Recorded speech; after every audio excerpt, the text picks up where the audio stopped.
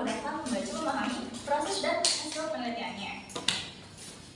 Nah, ada tujuannya. Tujuan artikel hasil penelitian sendiri itu untuk memicu diskusi, memberikan peluang bagi penelitian selanjutnya, serta mengevaluasi apakah teori yang digunakan dalam penelitian tersebut masih relevan untuk diikuti atau memerlukan peninjauan kembali. Selain itu juga artikel ilmiah bertujuan untuk menyajikan data dan temuan penelitian secara objektif sehingga dapat dipertanggungjawabkan kebenarannya.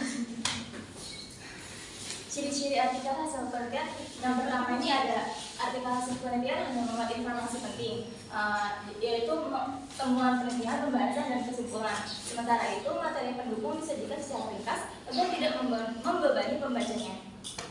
Lalu ada yang kedua, ciri-ciri dari artikel hasil penelitian itu ada penulisan artikel ilmiah mengikuti sistematika tertentu yang umumnya mencakup judul, nama penulis, abstrak, pendahuluan, metode penelitian, hasil pembahasan, kesimpulan dan saran, serta daftar pustaka.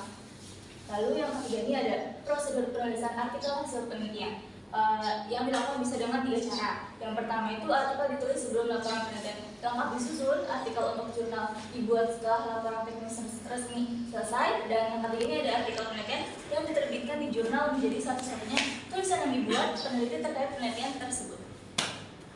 Nah, ini ada jenis artikel dari artikel hasil penelitiannya.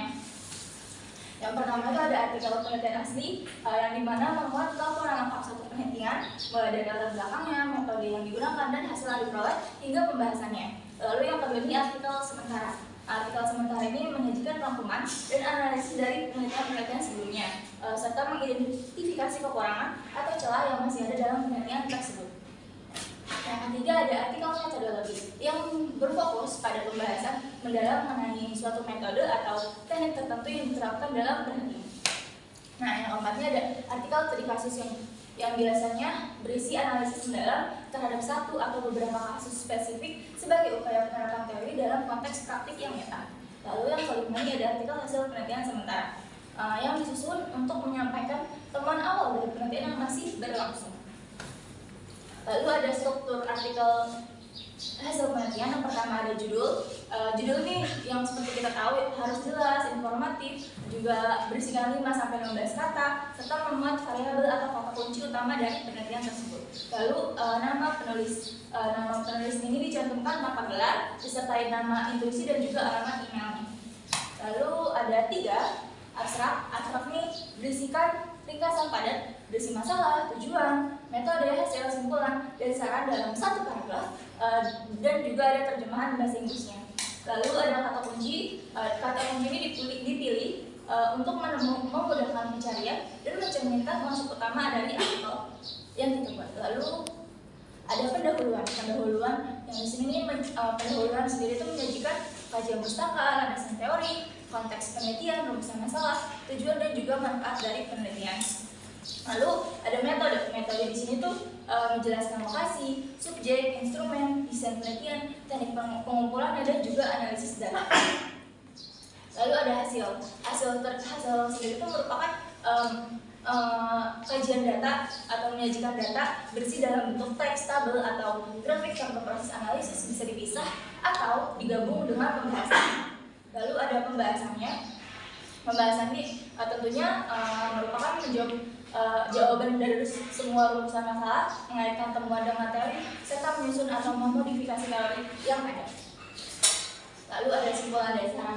Simpulan dasar ini berisikan ringkasan hasil dan pembahasan, serta rekomendasi praktis atau teoritis untuk penelitian selanjutnya. Ada acknowledgement atau ucapan terima kasih kepada pendukung dana atau pihak yang telah membantu penelitian. Nah, selanjutnya ada daftar pustaka. Daftar pustakanya tentunya harus dilengkapi sesuai dengan rujukan dalam artikel yang kita pilih. Lalu lampiran ini opsional. Nah, ini adalah contoh artikel dari hasil penelitiannya. Next, contoh artikel hasil penelitian. Judulnya ada ya, lupa lagi. Next. Ya, mungkin ini dari saya pemaparan dari adakah yang ingin, mungkin dari teman-teman adakah yang ingin bertanya? Boleh, Cahya. Izin perkenalkan diri, aku Cahya Wiranti dengan NIM 230721 Izin bertanya, dalam konteks artikel hasil penelitian, bagaimana cara memodifikasi teori yang ada melalui bagian pembahasan agar tetap relevan dan inovatif? Terima kasih. Oke, baik, mungkin bisa langsung aku jawab aja. Dari pertanyaan Cahya yang dalam konteks artikel hasil penelitian, bagaimana cara memodifikasi teori yang ada melalui bagian pembahasan agar tetap relevan dan inovatif. Tentunya modifikasi teori ini bagian pembahasannya sangat berperan penting untuk menjaga relevansi dan inovasi ilmiah. Nah, proses ini tuh dilakukan dengan mengaitkan temuan penelitian dengan teori yang sudah ada, sehingga peneliti dapat menjelaskan bagaimana hasil yang mendukung, memperkuat atau menantang teori tersebut.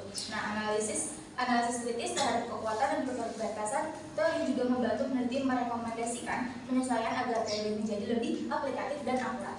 Nah, modifikasi teori tidak sekedar mengubah teori secara literal, melainkan memperkaya dan mengembangkan teori agar sesuai dengan bukti empiris dan konteks ilmiah terkini. Melalui pembahasan yang sistematis dan argumentatif, peneliti menunjukkan kontribusi teoritis penelitiannya serta memperkuat posisi teori dalam pengembangan ilmu pengetahuan.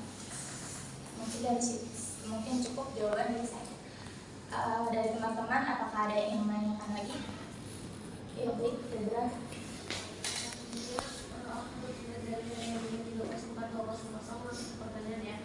Dalam konteks tujuan artikel hasil penelitian yang memicu diskusi dan berkelanjutan, bagaimana penulis dapat menyusun hasil temuannya agar tidak hanya bersifat informatif tetapi juga membuka ruang kerja dan inovasi di bidang yang sama.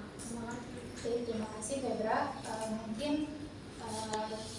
pertanyaan dari Debra itu dalam konteks tujuan artikel hasil penelitian yang memicu diskusi dan penelitian lanjutan, bagaimana penulis dapat menyusun hasil temuannya agar tidak hanya bersifat informasi tetapi juga membuka ruang kajian dan inovasi di bidang yang sama.